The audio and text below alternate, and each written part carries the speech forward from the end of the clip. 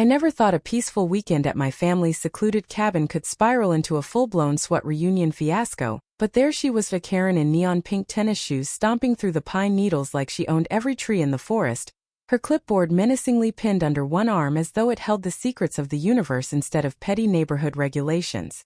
The moment she burst onto the deck, 3 slabs of marinated ribs sizzling on the grill beside fresh cornbread and potato salad, her voice cut through the air like a chainsaw.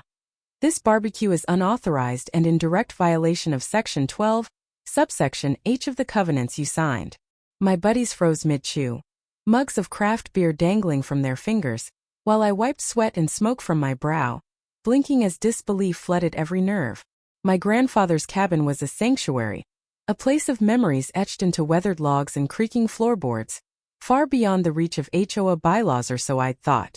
Her pursed lips and flaring nostrils betrayed her belief that no man, woman, or veteran-led SWAT team gathering could trump her self-appointed reign of backyard tyranny. Only problem was I hadn't invited the HOA meeting. I'd invited Pete, Rob, and Marcus, 3 of the fiercest former SWAT operatives the state had ever seen, for a long overdue reunion. As they straightened their backs, arms crossing in unison, I realized this was going to be one fight Karen couldn't bully her way out of with paperwork and passive aggression. At first, her words seemed ludicrous, ridiculous enough to laugh off, until she whipped out a laminated copy of the covenants, highlighted in neon yellow, her finger jabbing at phrases about unpermitted open flames and noise ordinances after dusk. "You're a disgrace to the community," she hissed, voice quivering with righteous indignation. "I'll be forced to file a formal complaint with the board and fine you $500 per violation." But we all knew fines meant nothing to a group of ex-SWAT brothers who once raided high-rise apartments without blinking an eye. Pete cracked a grin, whisking his beer to his lips before leaning toward her in that unmistakable operator's stance.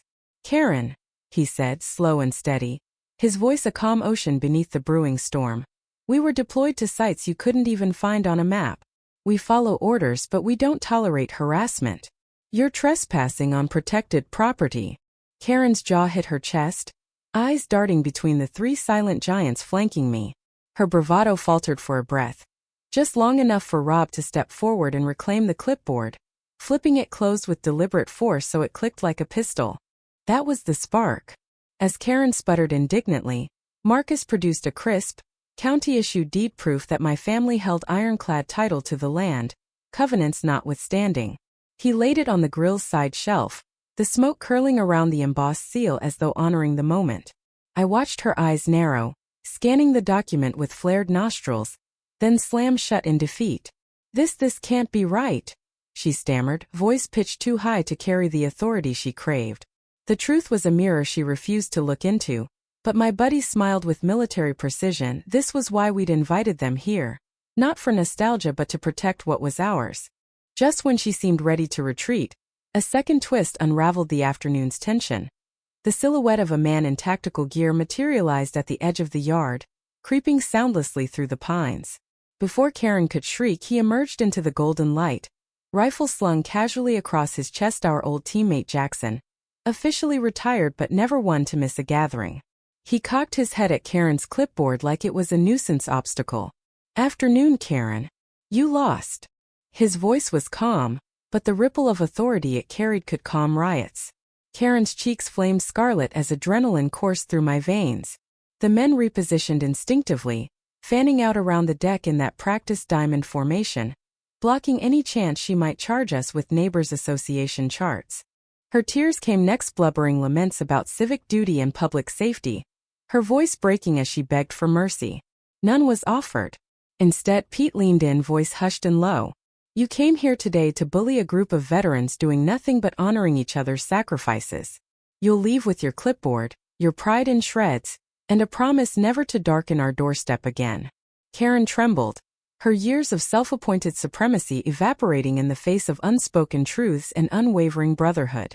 Without ceremony, she spun on her ruby loafers and fled, stamping pine cones into the earth like a child denied candy. Silence settled. The sun dipped beneath the treeline, casting long shadows over ribs still too rare to eat. My heart pounded with righteous satisfaction as I drank deeply from my beer, the crisp snap of aluminum echoing through the trees. We had defended more than a barbecue. We had defended honor, sanctuary, and the right to gather free from petty tyranny. The cabin walls seemed to creak in applause as laughter bubbled up among us, the tension melting into camaraderie stronger than any covenant Karen could have wielded. And in that moment the lesson was clear. Sometimes justice isn't found in paperwork or demands for compliance, it's forged in the unbreakable bonds of loyalty and lived truths that no entitled busybody can erase. So tell me, was Karen in the right, or did her overreach backfire spectacularly?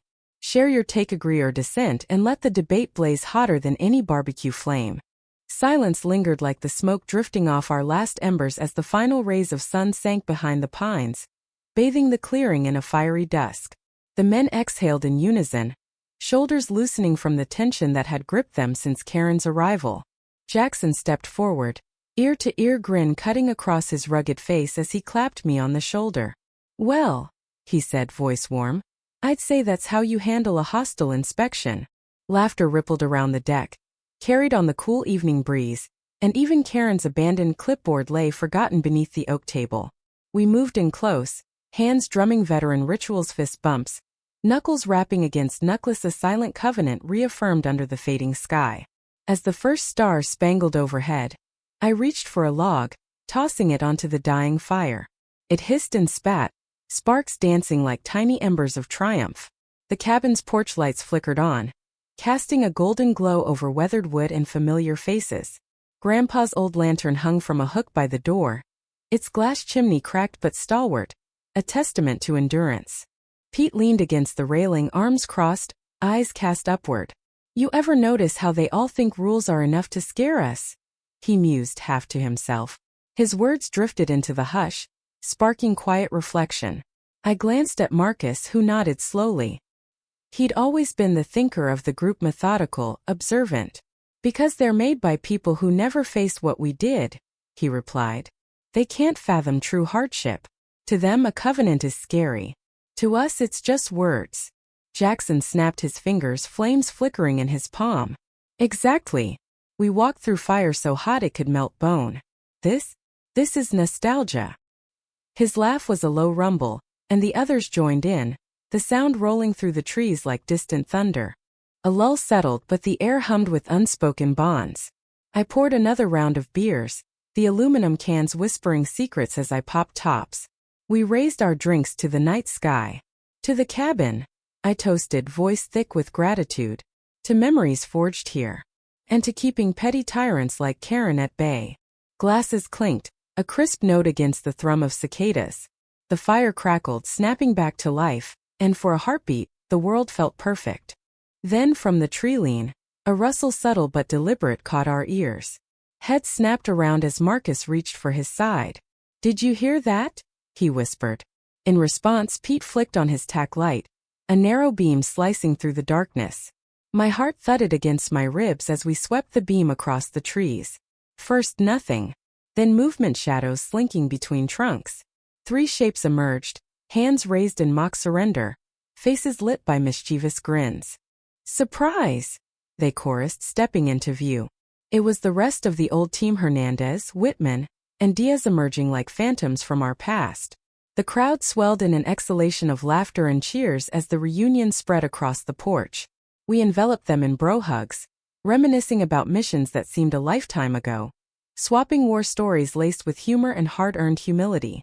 Hernandez shook his head, eyes shining. "Thought you could keep the party small, huh? Nah. This is family."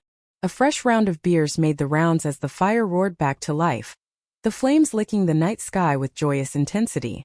In that moment, any trace of Karen's intrusion felt like a distant Draymond unwelcome footnote in a chapter so fierce, so bonded.